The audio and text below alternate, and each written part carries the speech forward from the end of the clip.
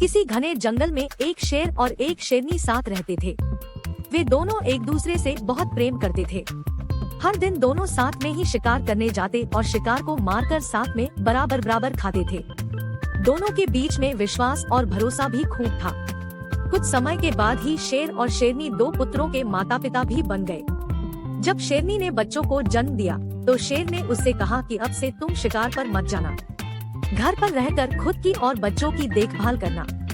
मैं अकेले ही हम सब के लिए शिकार लेकर आऊंगा। शेरनी ने भी शेर की बात मान ली और उस दिन से शेर अकेले ही शिकार के लिए जाने लगा। वहीं शेरनी घर पर रहती और बच्चों की देखभाल करती। बदकिस्मती से एक दिन शेर को कोई भी शिकार नहीं मिला। थक हार कर जब वह खाली हाथ घर की तरफ जा रहा था तो उसे रास्ते में लोमड़ी का एक बच्चा अकेले घूमता हुआ दिखाई दिया। उसने सोचा आज उसके पास शेरनी और बच्चों के लिए कोई भोजन नहीं है तो वह इस लोमड़ी के बच्चे को ही अपना शिकार बनाऊंगा। शेर ने लोमड़ी का बच्चा पकड़ा, लेकिन वह बहुत छोटा था जिस वजह से वह उसे मार नहीं सका। वह उसे जिंदा ही पकड़कर घर लेकर चला गया। शेरनी के पास पहुंचकर उसने बताया कि आज उसे एक भी शिकार नहीं मिला। रास्ते में उसे यह लोमड़ी का बच्चा दिखाई दिया तो वह उसे ही मारकर खा जाए। शेर की बातें सुनकर शेरनी ने कहा, जब तुम इसे बच्चे को नहीं मार पाए तो मैं कैसे इसे मार सकती हूँ। मैं इसे नहीं खा सकती है। इसे भी मैं अपने दोनों बच्चों की ही तरह पाल पोस कर बड़ा करूँगी और यह अब से हमारा तीसरा पुत्र होगा।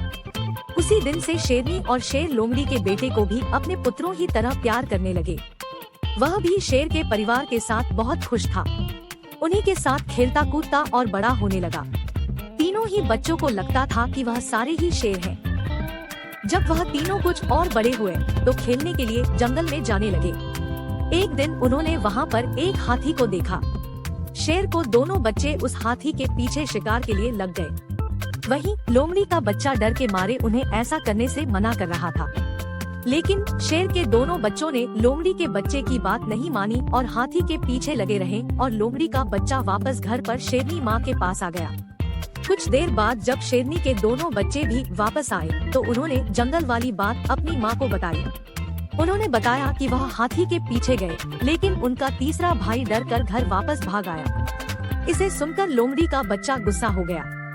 उसने गुस्से में कहा कि तुम दोनों जो खुद को बहादुर बता रहे हो, मैं तुम दोनों को पटकर जमीन पर गिरा सकता हूँ। लोमड़ी के बच्चे की सुनकर शेरनी ने उसे समझाया कि उसे अपने भाइयों से इस तरह की बात नहीं करनी चाहिए। उसके भाई झूठ नहीं बोल रहे, बल्कि वे दोनों सच ही बता रहे हैं। शेरनी की बात भी लोमड़ी के बच्चे को अच्छी नहीं लगी। गुस्से में उसने कहा, तो क्या आपको भी लगता है कि मैं डरपोक हूँ और हाथी को देखकर डर गया था। लोमड़ी के बच्चे की इस बात को सुनकर शेरनी उसे अकेले में ले गई और उसे उसके लोमड़ी होने का सच बताया। हमने तुम्हें भी अपने दोनों बच्चों की तरह ही बड़ा किया है, उन्हीं के साथ तुम्हारी भी परवरिश की है, लेकिन तुम लोमड़ी वंश के हो और अपने वंश के कारण ही तुम हाथी जैसे बड़े जानवर को देखकर डर गए और घर वापस भाग आए। वहीं तुम्हें दोनों भाई शेर के वंश के हैं, जिस वजह से वह हाथी का शिकार करने के लिए उसके पीछे भाग गए।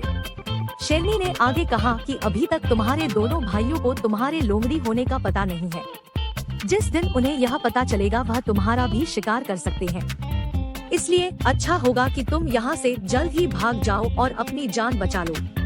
शेरनी से अपने बारे में सच सुनकर लोमड़ी का बच्चा डर गया और मौका मिलते ही वह रात में वहाँ से छिपकर भाग गया।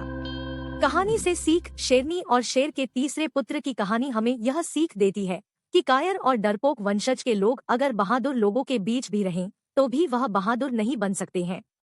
उनकी आदतों में उनकी वंशज की सोच और दक्षता की झलक बनी रह सकती है।